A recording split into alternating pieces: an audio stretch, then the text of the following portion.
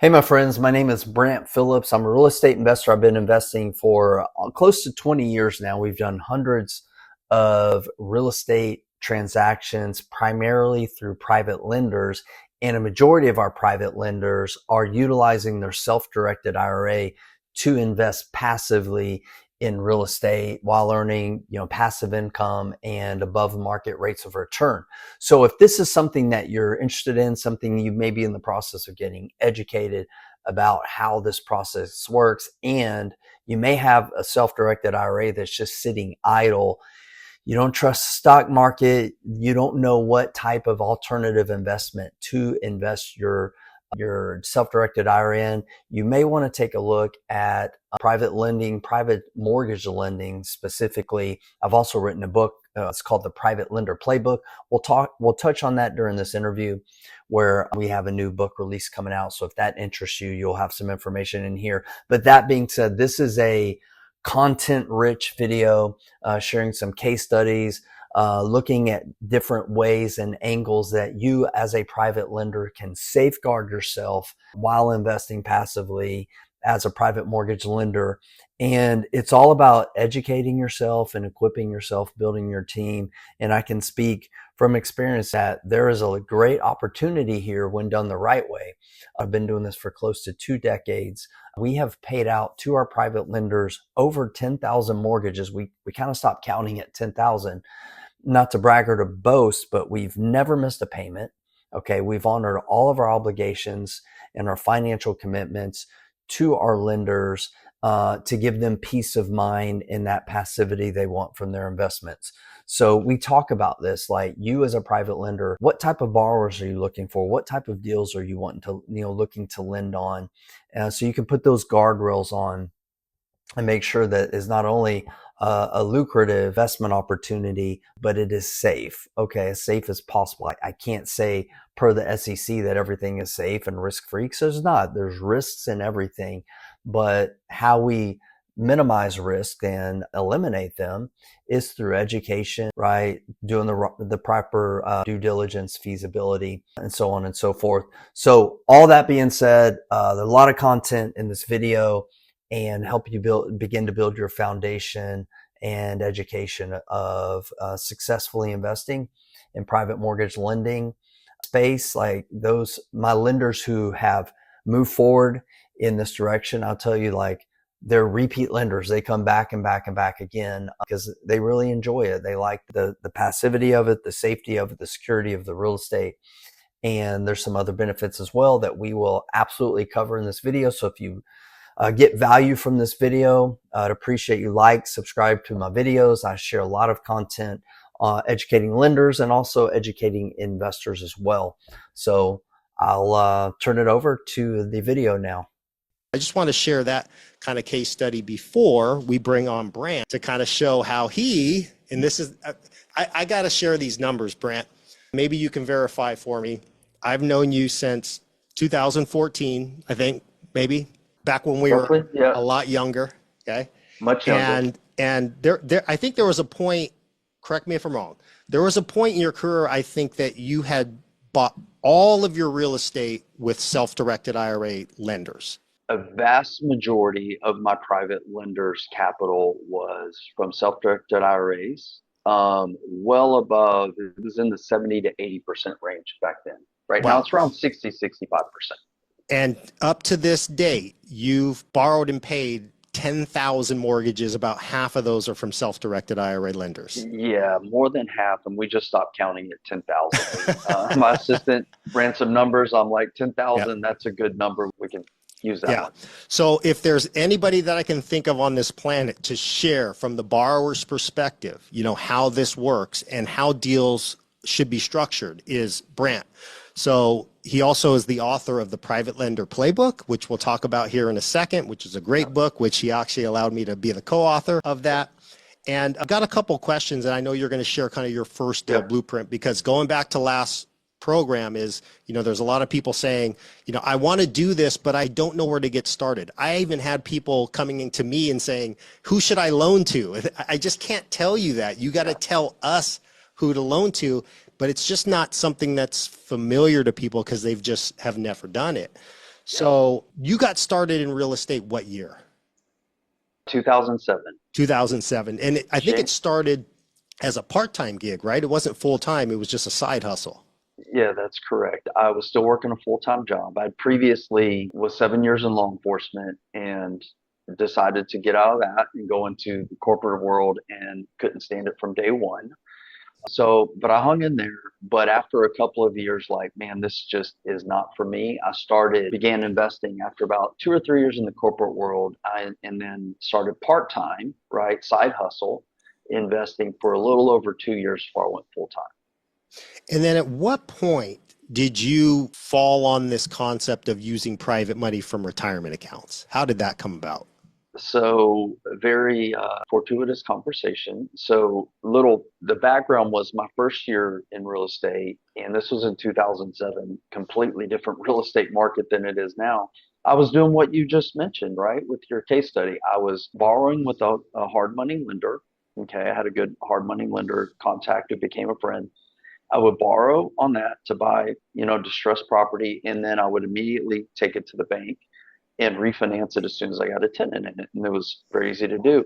Well, then 2008 came, and I had already had maxed out my Fannie Mae loans. I couldn't get any more bank loans after I had 10 rentals. So I didn't know anything about private money, but I knew the concept of partnerships. So my second year in real estate, I put together a few small partnerships, and I basically spearheaded finding the deals, renovating them, all the paperwork, the management, you name it. And I did about 10 more deals in 2008. And that was great. There were 50-50 partnerships with my investors, and they were happy, and I was happy. But it was in January of 2009, a good friend of mine, a good friend of both of ours, shared with me this a real estate investor magazine. And on that I didn't even know this magazine existed. And on the cover of it was a real estate investor who was raising a lot of money through private lenders. I didn't know anything about this. I didn't know it existed. So I kind of went on that rabbit hole of like, man, this could be so much better for my business and potentially for my lenders. So that's later that year, a few months later, I raised money from my first private lender. The rest of the story, I've been doing this now Yeah. for 18 years, and my private lenders have been absolutely, I would not be in business today if it weren't for my private lending relationships. Yeah, and I think what most people, a lot of people don't realize is just how much money is in retirement accounts and how often you run into that conversation, because 70% of every person walking in the country has some sort of retirement plan. They Yeah. just don't know that they can use it to invest the way that we invest them here at Directed IRA. I had ChatGPT run some numbers for me, so this is shocking. Of all the hard money loans that were funded in 2025, they total US 120 billion. Okay. Hard money. Hard money, just hard money. Mm-hmm. Okay. Retirement accounts, sitting in retirement accounts, $45 trillion. So if you're looking to use a bucket of money, which bucket should you be looking at? If you're not looking at retirement accounts, you're missing the vastly bigger bucket, 370x on top of 120 Yeah. billion. And this is not throwing shade on hard money lenders at all. The best real estate investors I know, they know all the avenues to generate some capital from. And there's Yeah. oftentimes, I would say, hard money makes sense, conventional money makes sense, private money makes sense. I think we'll probably discuss a little bit about that. So appreciate it, Nate. So yeah, so we're going to talk about first deal blueprint because the first deal is incredibly important. I mean, they're all important, but depending on how that first deal goes is going to help you dictate how it lays a foundation for the rest of your lending investment career, if you so to speak. And what I found is kind of what Nate just touched on. Whenever I heard, this is going back 15, 16 years ago, about how much money was just sitting idle in self-directed IRA accounts, I was like, man, we got to get the word out. And that's one of the things that led me to first write the private lender playbook. We'll talk a little bit later about the second editions getting released next month. But going to that, Nate, I'll tell you one of the conversations, this isn't part of my slides, but when I put together my partnerships in 2008, one of my first partners had pulled a pretty substantial amount of money out of the stock market to invest with me in buying some rental property. And later in 2009, end of 2009, I had done a few deals with private lenders, not a lot. I was still using my hard money lender, but I had a couple of private lenders I was working with. But I'll be honest, like as a real estate investor, I still had this mindset of being a beggar, being a borrower. I felt a little bit uncomfortable about talking to private lenders about, investing with me. And because I'm not one to be salesy, and even though in the corporate world I was in a sales position, but my thing was always just educate and help. And if I can help them, great. If not, that's okay. But this conversation I had with that private lender at the end of 2009 kind of changed my view on everything. And it was an aha moment for me because what she said was just really hit me hard. And what it was this. We were talking and she said, we were talking about a couple of the rental, just general conversation. And then we were getting off the call and I'll never forget this. And it was kind of like, oh, by the way, we're wrapping up the call and she's like, Brant, oh, by the way, I wanted to say thank you because I was looking at my accounts and if I had left my money in the stock market, when it crashed, like it would have devastated me. So I just want to thank you, for inviting me in this opportunity. And that light bulb went off for me because I've been like all in on real estate and I believe wholeheartedly on the benefits of real estate investing when done wisely, when done sustainably. You got to be careful on who you're lending to, but I believe wholeheartedly in my business model, if you would, which is focused on affordable housing. So after that, it gave me more confidence, but also like, you know what, I'm looking at this the wrong way because there are so many people out there with money sitting idle in self-directed IRA accounts, not being deployed, not earning interest. And in today's day and age with inflation and all these things, there's so much opportunity to invest wisely with real estate and with real estate investors, that just why wouldn't they do it? And what I ultimately found, like, as people don't typically move forward because of a lack of experience and a lack of education, right? So that's when I just started saying, you know what, I'm not gonna worry about raising money, but I am gonna focus on educating people about private mortgage lending, and that was my whole MO was like, if I educate people enough about this, I know hopefully, if you would, be interested in investing with me, and if not with me, with somebody else. So that was kind of the framework of the private lender playbook and a few, I don't like the slides. This is my credibility slide, not to brag, boast, or anything or impress anybody, but really just show you kind of what is possible out there with investing. So when I did start, I'll be honest, like I was like, my wife and I were pretty much broke. All right. We were broke, living in an apartment. I was somewhat financially illiterate at the time. I went to college. I had a degree. I was in law enforcement, but I didn't pursue financial education. But when I went to that corporate job, I'm like, man, there's got to be something, there's got to be something more out there. So I went into real estate with the dream and the vision of creating a better life for me and my family, creating wealth, and I wanted to leave the rat race and leave my job. I had no idea on the journey it was going to take me on, and I really enjoyed speaking, teaching, educating. So since that time, I've written some books. I've built a few different successful companies. But through all of this, like Nate said, since I started from essentially ground zero, we've done hundreds of properties from single family flips, rentals. We've moved into buying mobile home parks, RV parks. We've done land syndications, small multifamily. We're working on a commercial deal right now. And 70-80%, well, initial acquisitions, Nate, like 90-95% of all my initial acquisitions are from private lenders, and a majority of that being self-directed IRA lenders. And what I'm most proud of, this is like, I brag a little bit, but it's more to show proof of concept. is that starting from where I started at, I've maintained a 100% track record of loan performance, those 10,000 plus mortgages we've paid. And it's really more so just proof of concept, right? Like if you are investing wisely, and if you are lending wisely, which means understanding how to find the right borrowers, vet those borrowers and analyze them, then there's a blueprint out there on how to do this the right way. And that's what I'm going to share on this. So I'm not here to raise money, not to do anything like that. This is my disclaimer is this is educational, informational only. So I'm not trying to give financial, legal, tax advice. Anything you take from this information is like you're going to do that at your own risk. So just got to get that out of the way. So now let's focus on the meat here. Okay, so let's talk about your first deal, because I know there's probably more than a few people watching this live or recording, and you've got that money sitting and you know it's a problem, but you also know like, hey, I don't know what to do. So we're going to kind of walk you through some of those first steps. So I do think that your first deal is going to help set your future standards. Okay. If you go into this and you do it the wrong way, just like investors come in, if their first flip doesn't go the right way, they create a story like, well, this doesn't work. Well, that's not true. I can tell you from doing hundreds of deals. So the same thing with private lending. Your first deal is going to set your future standards. So it's really important to spend time getting properly educated, properly equipped, and building your team, so to speak.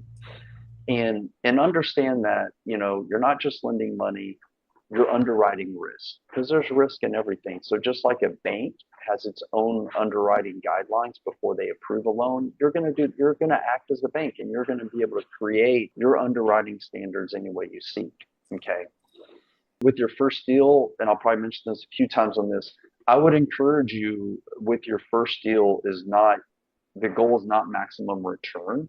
Okay, your goal is protection. Okay, safeguarding your asset first. Like I think it was Mark Twain who said, or this is Twain or Buffett, about rule number one: what's the return of my money? Number two: what's the return on my money? Right now, we're looking for security and making sure that you safeguard yourself. So we're not chasing yield or returns just yet. We want to build something that's sustainable for you. So in the beginning, asset protection is always going to be first priority. But it's much more important on the first deal than a return on investment. We're looking for the safety, the security, and understanding what you're doing and who you're doing it with, which we'll touch on in just a second. So let's understand what you're actually doing.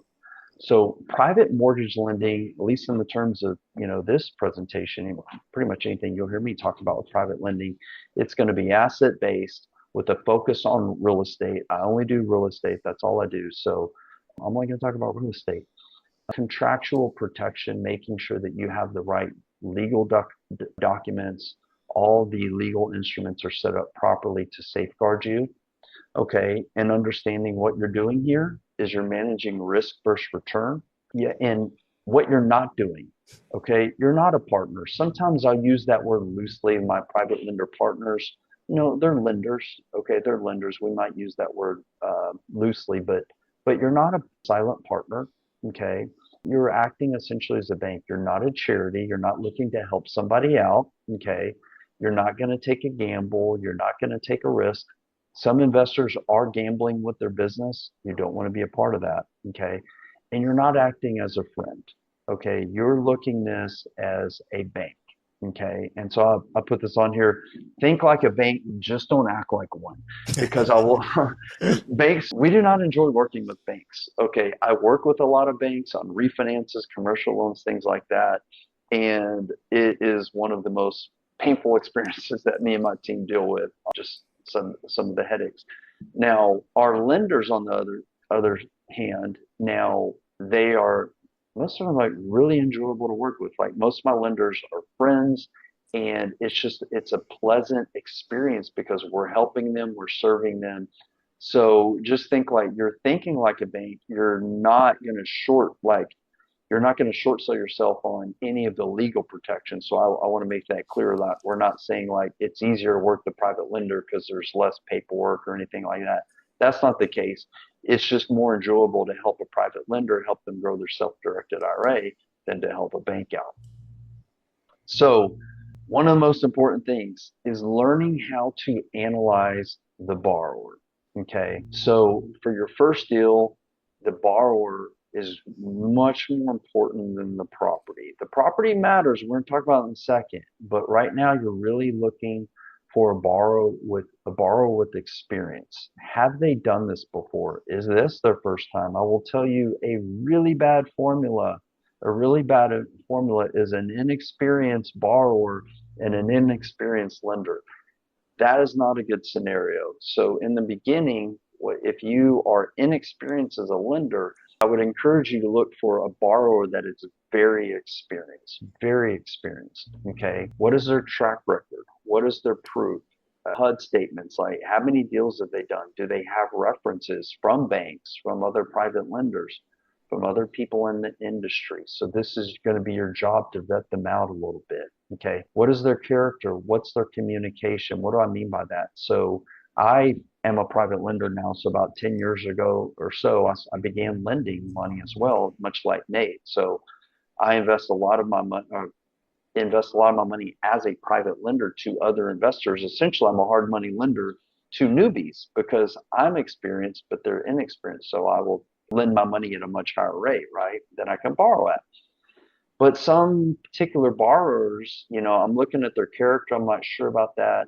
And I'm looking at their communication. Some people are very clear on what their business plan is, what their agenda is, what their game plan is, their business model, and things like that. So you want to look and make sure that everything is cohesive, everything flows, everything kind of like checks out when you're looking at their character and their communication and their deal, their business model, and things like that. Looking at their financial strength.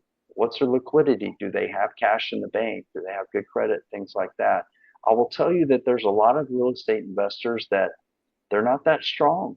Like their financials aren't that strong. Maybe they're like me, they're first getting started, things like that. It's not, maybe I've always had great credit, but I didn't have a lot of liquidity at times. So these are things that you need to look at. And I would say probably overanalyze a little bit in the beginning and as you're getting your feet wet. And then finding out what type of reputation they have in the community, in the investment community, in the real estate community. How do you do that?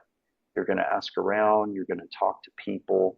Nowadays, with Google and social media, I would encourage you strongly when you're looking at a potential borrower, check out their sort of social media profiles, go online, do Google searches and things like that. There's a lot of data out there that you can find.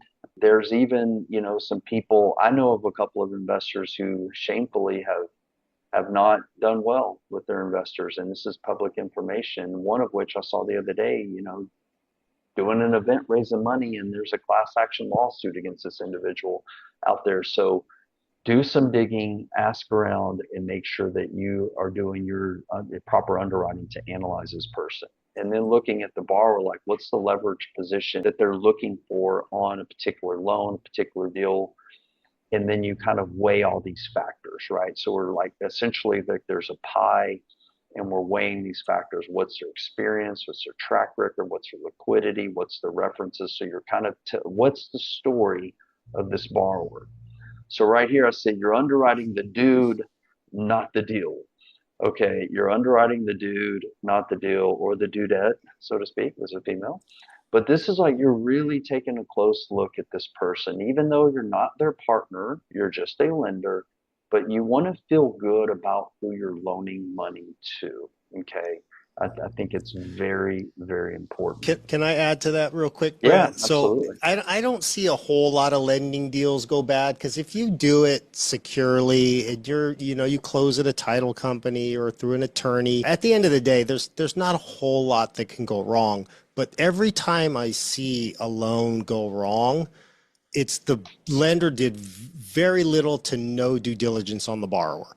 Yeah, They just talked to the borrower sold them, but a simple Google search, 30 seconds would have showed them that that person has a class action lawsuit, right? yeah. So it's not like it's like intensive due diligence, but you need to do a little bit of due diligence before you deploy your money, out to a borrower. And on the flip side, I would say, because you struck something in me. Yeah, there's a bad recipe when it's an inexperienced lender and an inexperienced borrower. So I would just say for the first time lenders, and this is coming from my own experience too, is that when I first got into doing private money loans, even though I had a banking background, I still felt like I was new because I had never done a private money loan with my own money or my retirement account. So for me, I wanted to have somebody that was way more experienced than me. So, but with that, I knew that I was also going to get experience along the way, call it free coaching, I guess you would say, Hmm. by Hmm. being a passive investor in a successful real estate investor's venture. So for me, it was low risk to start. So when I have a low risk borrower because they're experienced and they've got deal flow and they got a scalable business and I have almost no way to lose, I charge a low interest rate on that because I just wanted Hmm. to get my foot in the door. And I think that's one Yes. thing investors miss because they just have this one interest rate in their head that they got. You're evaluating your interest rate based on how risky the loan is. That's how banks do it, right? Yeah. So if it's a low risk loan and you're trying to get your foot in the door, you don't have to charge maximum rate or wait for those home run deals because you'll Hmm. get there. And at this point, now I can be a little bit more selective and I can get the rate that I want. But I'm also still, I'm not trying to gouge the borrower because a successful loan has a successful investor on the other end. You got to find a win-win. So even with your rate being determined on the investor's experience, you also want to have an interest rate from the lender side that's going to allow your borrower to perform. You don't want to make them go broke because you're charging them the highest interest rate you want to get, because that ultimately just makes your loan potentially in default because the borrower can't perform because you Yeah. charge them too high of an interest rate. Yeah. Absolutely. Yeah. And it's so I'm not trying to scare anybody with my slides too much, but I do a little bit, right? Like it's like an ounce of prevention is worth a pound of cure. So I do like to scare people a little bit when I'm educating to let them know that, hey, there are these pitfalls, but I've got, you know, 10,000 mortgages and there's a million other guys like me who are doing business the right way. And it's not that hard to analyze them. And that is, it is something that you do need to really, really take your time to make sure that you feel good and comfortable with that person you're investing with. You know, how is their character and things like that. And then we combine that also with the deal. Okay, we're going to combine that with the deal. There's some lenders that, you know, they may just say, hey, I've been taught like if it's a good deal, the numbers work and all that kind of stuff, the borrower doesn't matter. My lenders would tell you differently. They would say the borrower is, because here's the thing, you could have the greatest deal in the world, but a good deal can go sideways. And if you have someone of high character, high tech integrity, track record, even if the deal goes bad, they're still going to find a way to perform. I just did a presentation earlier today. We're talking about like shifting markets and things like that. And the pros learn how to pivot. They have multiple exit strategies. They have ways to be sustainable. An amateur, someone not high character, they could just walk away. And if you do this the right way, which I'm going to tell you how to do, that will be okay too. Because like in Nate's case study, you're gonna put yourself in the position to profit even if the deal goes quote unquote bad. But you do need to spend time analyzing that person and then moving into analyzing the deal, which we're going to talk about now. And then I'll also say that this is something I like to say when I'm giving this talking about private lending is this: you can typically tell the experience of the borrower by what they pay for their money. So I'll say that again.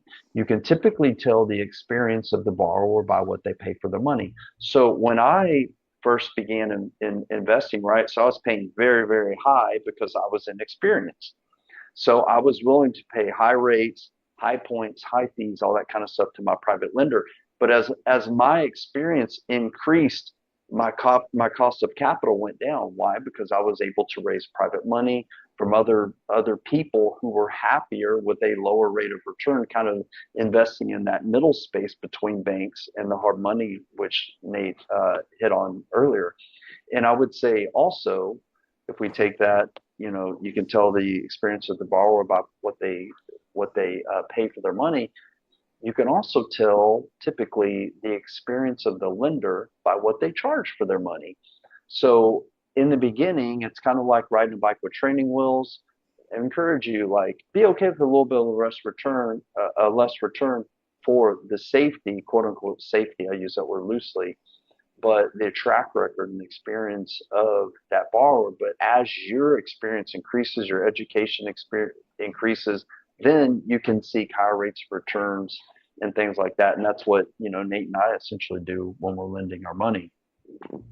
But so we first looked at the deal. Now we're going to look at the deal. So your first deal, I would say ultra conservative underwriting, right? We always want to be conservative with our underwriting, but I would like just a little bit more so. So you're looking at the ARV, which is the after repaired value supported by verified comps, meaning are you just going to take the investor's word for it or get some comps, get some data to verify the value of that property? Very easy to do. What is your loan to value? So a rule out in the investing arena is 75% loan to value is a max, but lower equals safer and better. A lot of investors will say 70% or lower, whatever you feel comfortable with. Okay, if an investor is focused on median price housing and below, like let's say for example, I'm in the Houston market, so our average flip deal is around, it used to be 150,000. Nowadays it's 250 to 300,000 ARV.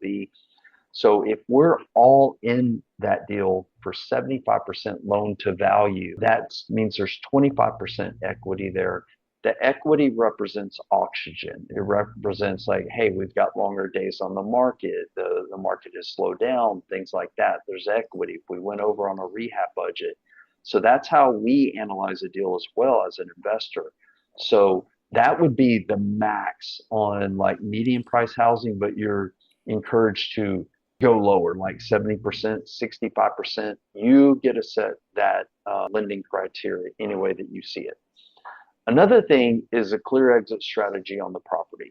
Okay, I've met with investors. This goes back to the communication piece, and they're looking at a deal.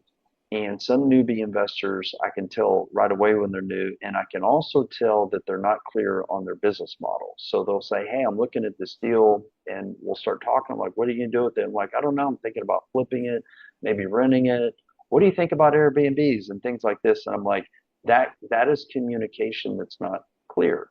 So with an investor, I want to make sure they have a clear exit strategy, but I also want to know if they've given any consideration to multiple exit strategies, because after, flipping several hundred homes over the years, I'll tell you that some of our flips have flopped, right? They didn't sell. We didn't get the price that we wanted, or they're sitting days on the market. I've been through market cycles. I've been through oil busts. I've been through hurricanes. And sometimes that deal didn't do what we intended it to do. But as I say, pros pivot, right? So we always have multiple exit strategies, and that's why I focus on affordable housing, because we can flip them, we could rent them, we could wholesale them and discount them to another investor. We can do Airbnb, we can do a pad spot. I'm sitting in one of our pad split properties right now because I was out and about before a meeting. So you want to find out if they have a clear exit strategy, and then what's preferable is they have a plan B just in case, okay? And are they realistic about their timelines? Okay, so most of my deals with private lenders are typically, like, let's say we're flipping a property or we're going to buy it as a rental. We set those up for 12-month loan terms. Okay, we set those up for 12-month loan terms. In the past, I used to do 6-month loan terms. Well, what happens in 6 months? Like, a lot can happen. There's unforeseen things. There's changes in the market, changes in interest rates. Like I mentioned, I've been through hurricanes. So I try to under promise, over deliver type of thing. So we always set up our loans for, like, if we're doing a flip, for example, for 12 months, even though I know there's a good chance we could be out of that loan, paid off, paying our lender back in 4 to 6 months. I know that is what is realistic, but I try to set my lender up for 12 months. And when you will kind of sense this with newbie investors, like they're super bullish, right? They're super excited, like, man, I'm going to be in and out of this thing in 2 months or 3 months. I'm like tapping the brakes a little bit to say, like, okay, let me hear, like, what is their thought process? Where are they getting this from? Because I'm looking at data of what's going on in the market. I'm like, let's be realistic here. And as a lender perspective, I don't want to paint a borrower into a corner, right? Like, I want to turn my money, just like Nate mentioned, and I'll do extensions. But if they are not realistic about their timelines, like they're over super aggressive, I'm going to probably tap the brakes a little bit there. Yeah, and I would say from the lender too. I don't want to put my borrower in a position where they're under the gun and I put too short of a time frame on them and they're still working on the property. I want to give some wiggle room so that they can perform. So that's why I usually do 12, sometimes I'll even do 18 months, because the other flip side of it too is sometimes the worst thing about lending private money is you get paid off too early and then you got to wait for another deal. Mm-hmm. So I at least want my money locked up for at least a year. So there's those two factors. A, I don't want to put my borrower in a position where they feel like they've got to pay me off early before they're done with the property. But also I don't want to be sitting on the sidelines at the same time trying to wait for another deal. Yes, yes. And that timeline too as a lender is really important. Knowing, like, let's say, for example, if you say, hey, you're committing to like a 12-month loan, but you're going to need this capital, you're going to need this capital in a little after a year. Like, there's a possibility, I wouldn't say a good chance, there's a possibility something goes wrong. That investor needs to extend that loan out. I recently had a lender who committed to a longer term loan, and it's been about 6 months, and they came back and said, hey, I need to get this capital back.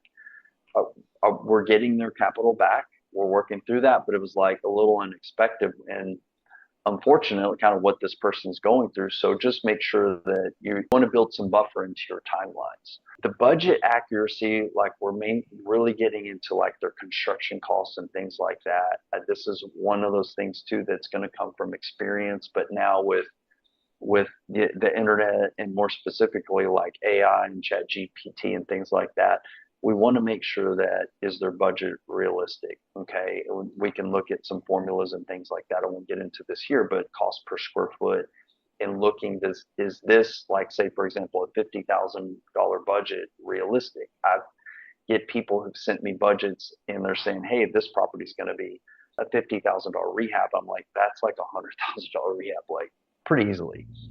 And then when you're doing your underwriting, you're analyzing this deal, you're looking at your comps, you're looking at data, you're looking at the exit strategy.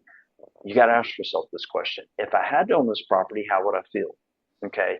So once again, going back to Nate's case study, he was like, I would feel great. Or Yeah. I would feel great if I took this property back. It's so important. That's actually my rule number one is loan on something you'd be excited to own. Because at the end of the day, worst case scenario is you were going to own that property in your retirement account. But is it a property that you're confident that you can deal with it if that happens? So I'm confident I know what to do with a 3-bedroom, 2-bath rental in Texas, for example. That's my wheelhouse. But I've been approached to invest in larger deals and some commercial deals. And I'm just like, I don't want to deal with it. I wouldn't know what to do with it if I had to take it back. So again, like, first thing first is, yes, who's the borrower? But also, would you be excited to own the underlying asset if it came to that? Yes, absolutely. It's really important. Build your team. So you're doing this, your first deal. You don't want to fly solo. All right. We don't need any lone wolves out there. Okay. You should never do your first deal alone. You need to build your team. A real estate attorney, title company, an insurance agent who understands from a lender's perspective for your protection, a CPA, or reaching out to directed IRA, your self-directed IRA partner, to go through some of those tax strategies for your particular situation. Talking to other investors, other lenders who've been there before, who've done this before. So talk to somebody in all these areas that when you have a question, when you have a concern, something doesn't look right, you just need someone to look over your shoulder, that you have these people to call. And this is a very easy team to put together. Directed RA can help you with this. People in your local community can help you with this. You can build a team very quickly, attending some networking events, certain webinars. But your first deal should feel supervised. 100%. Okay, you're not going through this alone. You do have a team. You're going to make the ultimate decisions, but you're essentially getting coaching and mentoring, guiding you through there. And for the most part, this is free. Like, honestly, like, your borrower is going to be paying for your coaching, right? Because they're going to be paying for any, loan documents and things like that. There's title companies going to be charging their fees, and a title company is a great resource. A title company is a great resource. So, for example, a real estate attorney who I've been working with for 15 years now is actually retiring, but when he prepares our loan documents for our lenders, he is representing them as the lender, not me as the borrower. I'm still paying for those documents, but legally he is representing them. So that means they are also his clients, so they can call him, ask questions, do a consulting session, whatever, what have you.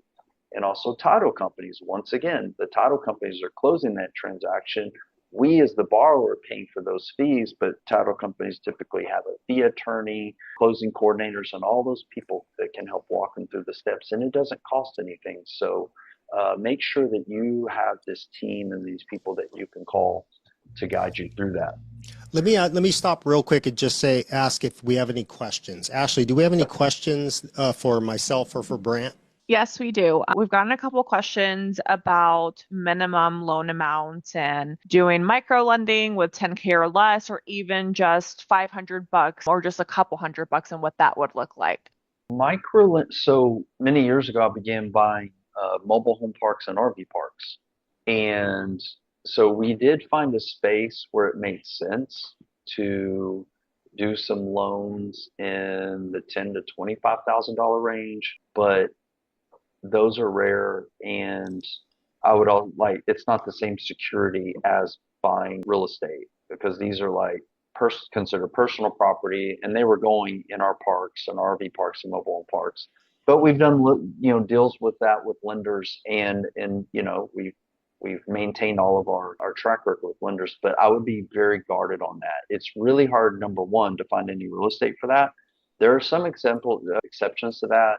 There are small tracts of land that investors buy for $10,000, $20,000, $30,000 in certain rural areas and things like that. But in terms of buying real estate that meets our criteria in terms of the safety and security of being a piece of real estate with a first lien that has property insurance, title insurance, it's hard to find deals like that out there. There's subordinate liens, there's second lien, there's some other ways that you can invest, and maybe Nate wants to speak a little bit more on it. Yeah, but it's I more actually creative stuff. Yeah, you got to lean on your network if you want to use a small amount of money on one of your first deals, or any deal really. I actually did a $500 loan one time, but it wasn't just my money that was being lent. It was 8 other people that I brought into a deal that I found. And the story is I had my money deployed. That deal that I showed you before, my money was deployed in that one and another one. So I had another deal come across my plate like a week later. And I did it for fun because I wanted to just kind of test the concept. But long story short, is a $55,000 loan. I had $500 just sitting in my Roth uninvested. So I made a $50 contribution, just so 550 is 1% of 55,000. That's how I did that math. And then I literally just went to the people that I worked with at the time and just said, hey, I got a great deal from this borrower. There's a lot of equity in it. Do you guys have any money sitting on the sidelines in your retirement accounts? And within an hour, I had 8 different accounts from 3 different people, an HSA, 2 ESAs that somebody had set up for their daughters, and 2 Roth IRAs. And I used my network to bring in the majority of the money to loan $55,000 to this borrower. Now, how I structured a little differently is, since nobody was disqualified to me, I actually negotiated with the borrower and made it sure it was okay with all the other lenders that my small Roth investment of $550 got the 2 points on the entire deal, plus the 12% that we got from the borrower. So yeah, I can only do that because I only had 1 account in there, but that there are some different ways you can be creative with a small amount of money, but it usually takes leverage from other people that have more money to come in on the deal with you. Yes. And I know you've got some other presentations that get all into that. It's a little bit more complex for this, but there definitely are opportunities. There definitely are. Any other questions, Okay. Ashley? That was a good question. Yeah. Brandon asks, is there a universal or standard rate for lending based on amount, time, risk, etc.? My response to that is there is, okay, but it's not a numeric. Did I lose my screen? It like No, flipped away. Okay, cool. we can see So you. Yeah. the rate is we're both it's a happy rate. Okay, where both sides are happy. So you're looking, like Nate touched on, you're looking for that win-win deal. I want, when I'm doing a loan with my private lenders, I want them to feel happy, right? Like they're winning. This is good. This is fair. And I want to feel the same way, because if we don't feel that way, it's not a good deal. And that's the whole Stephen Covey, win-win or no deal. And so when I started raising private money, I used to put out an interest rate like this is what we're doing, this is what we're borrowing at, and things like that. But then as I started talking to other private lenders, some certain private lenders are saying, hey, I'd like to get my money to work. Like you're busy, and I haven't got a deal going. Like I'd be very happy if you could, borrow my money and I'll, pay me 7%. I was like, well, that sounds great. If they're happy with it, why wouldn't I borrow money at a lower rate of return? So my rule built off that premise, like win-win or no deal. In private lending, it's like an open marketplace. Okay. And so a couple of things I'll share on that I think is real important is my job. Okay. So my job, and this is a conversation I have with my private lenders and through the educational process, right, is like my job as a real estate investor and entrepreneur running an investment company. So I've got employees, I've got a spouse, I have children, I have two dogs, and my daughter just brought home a dog, and now we kind of have three dogs. So I have a lot of financial responsibilities. And my job is to raise money at the lowest cost of capital that I can, right? And I understand conversely that my private lender, they want to get the highest rate of return that they can while there's still safety there, right? So there's this dichotomy that we got to figure out. So that's the way I always go about, raising capital, is like, what rate of return would you be happy with? And I'll share a story with you. There was one particular lender that invested with us, and I met with them, and me and my partner, I had a business partner in a particular partnership, and we were raising money, and we were meeting with investors, and it was an open-ended question, right? So we would go through a presentation. Here's who we are. Here's our business model, et cetera, et cetera. But we didn't talk about a rate of return. We left that kind of open-ended. So we went through the whole presentation and said, that's it. No sales pitch. You have any questions? She said, yeah, like I want to do it, but what, you haven't mentioned a rate of return. He said, well, it kind of depends on what rate of return you'd be happy with. And then if you're investing short term, long term, it kind of fluctuates. And she said, you know what? I've got a lot of money sitting in a CD that's earning not even 1% back in the day. This is going back a while. She's like, I'd be really happy with 5%. So that was really a win-win deal because she was extremely happy and we were happy. So we borrowed money at 5%, because if we had pitched or promoted 10, 12, 14% or something like that, she probably would have thought that she couldn't trust it. So it wouldn't be believable. So I go into it with that frame, but I will tell you on average, we're borrowing somewhere around 8 to 10%. On most of our single family deals, it's in the 8 to 10% range.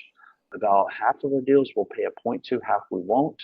But it also depends, like I said, and Nate has said, on the experience of the lender. So that's what I see, Nate. I don't know about Yeah. you, but it's in that range. No, it's right in there. I mean, generally, private money, the rates sit between conventional and hard money, right? Yeah. Because there's pros and cons to all of it. So if conventional money is 6 to 7% and hard money's 14 to 18, well, then private money sits right smack dab in the middle at 8 to 12. And that's usually what I see. Now, you can fluctuate between that 8 and 12, and you can even go below or go a little higher depending on the deal. But the vast majority of private lending deals that I see are right between 8 and 12%. Yeah. Yeah. That's kind of the sweet spot. Yep. Okay.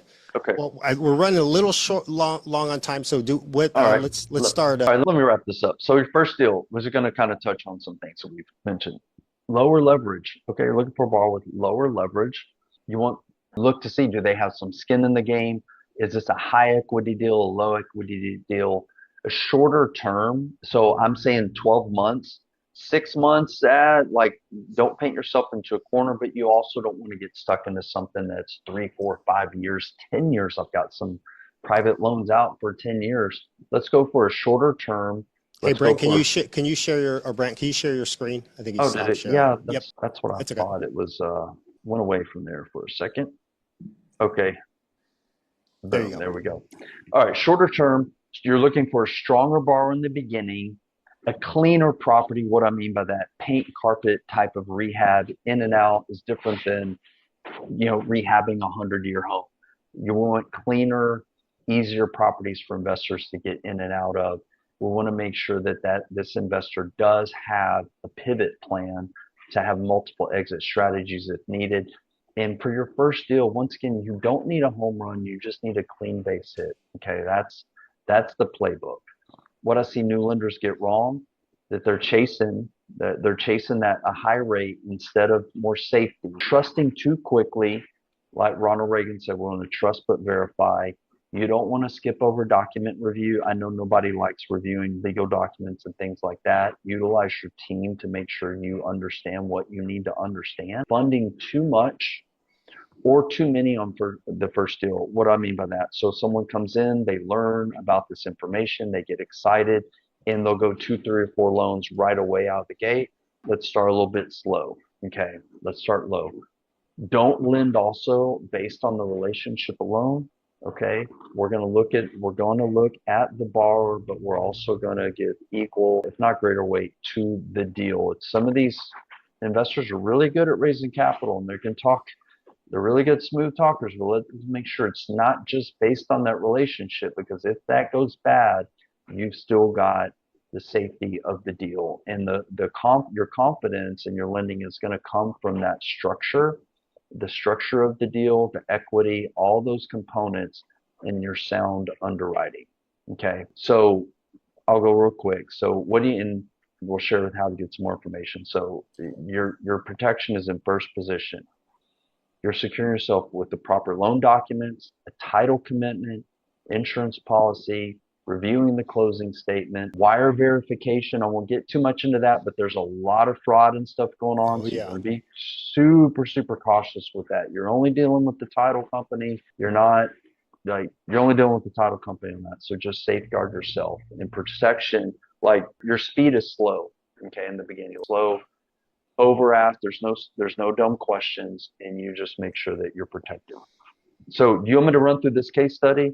It's going to be No, I think if people want more information, I know they know where to reach you, and you do have a couple things that they can participate on live or virtually. If you guys are interested in learning more or surrounding yourself in a room full of lenders and borrowers, Brant's done a phenomenal job of having his own educational platform where, like he said, he's just teaching this to people. He's not looking for anything in return. He's put out, his book, The Private Lender Playbook, which I'll let him talk about, but he's also doing a lot of live events in Houston, Texas. I'm going to be at the next one he's got coming up. He's also got a lot of virtual education as well. So it doesn't stop here. This is just the lead in for you guys to get some more education on how this works. Yeah, absolutely. Yeah, I do a weekly live event. People, if they're in Houston, can attend in person or virtually.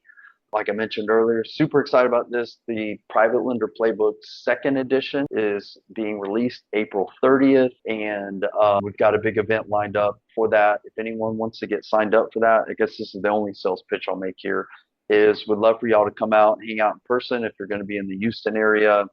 We're going to do a big kickoff event for the book launch, food, drinks, some guest speakers, things like that. And anyone who signs up for the event will get a copy of the book. So whether you attend in person or you attend remotely, we'll make sure you get a copy, early release edition of the book. And if you can't attend the event in person, we'll have a recording there. But after April 30th, it will be on Amazon and Audible. Super excited about it. And not to pitch the book. I mean, we typically give the book away free digitally. So if you know it's a book for free, hit me up after April 30th when it's released. Because the book's not about generating income. It's about educating people how to do it the right way. That's when I wrote this years and years and years ago, because I heard Not a lot, but I did hear stories of people who did it the wrong way. And I mean, my schedule, Nate. So back in the day, I was like, I'm just going to take some time, write a book, share this information because I believe wholeheartedly in it. And so that's what we did. We wrote a book, and it just kind of goes much more in depth than what we covered today. And the more that you're educated, the more experience you get, like you're just building a foundation. And like I said, I know lenders who've been doing this for 5, 10, 15 years now. They've been investing with investors like myself. They've never had a deal go wrong. It's not that it can't happen. It's just because they had some basic knowledge, some basic investing principles when it comes to lending, and they've executed it wisely. So I encourage everyone who's thinking about doing this, like, don't let this be your last education that you partake in. Like, get more experience. Matt Swordson's book as well is another great book to check out, and just get your education, and then get off the bench and like get in the game and get out there because there's so many deals Yeah, happening. it's an easy read, and it comes off the back of, a lot of sweat equity that Brant put in personally on his investments and his career. I mean, we're talking thousands of homes, 10,000 mortgages borrowed and paid. So he knows both sides of the game from the borrower's perspective and the lender's perspective, because he's worked with, over 10,000 lenders at this point, 5,000 of them being from self-directed IRA investors. So I highly encourage you to check it out. Again, the book release April 30th. If you can make it to the event, I'll be there as well.